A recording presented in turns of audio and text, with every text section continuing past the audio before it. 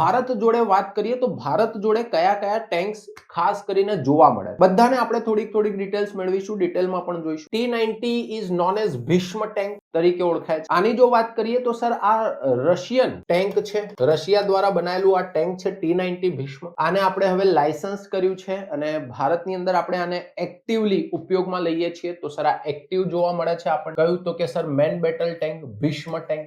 ત્યારબાદ આવે છે T-72. T-72 ની વાત કરીએ તો it is Ajeya, right. Russia દ્વારા અગેન આને બનાવવામાં આવેલું છે. તો સર આ પણ રશિયન બિલ્ટ ટેન્ક છે.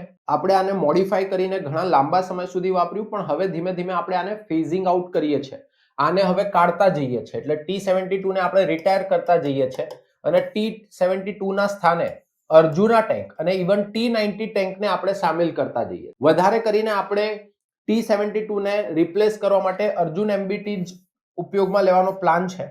પરંતુ અર્જુન MBT જે છે એનું પ્રોડક્શન થોડુંક સ્લો ચાલી રહ્યું છે અત્યારે, એટલે T-90 ને આપણે એની જગ્યાએ ઉપયોગ કરતા હોઈએ છીએ.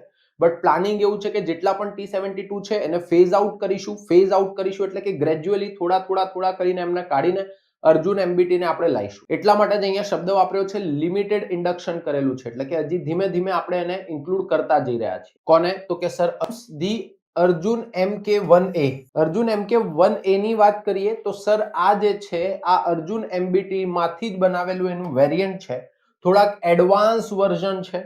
અગેન આ બંને અર્જુન MBT અને અર્જુન MK1A બંને ઇન્ડિયા દ્વારા એટલે કે આપણે પોતે બનાવેલા ટેન્ક્સ છે.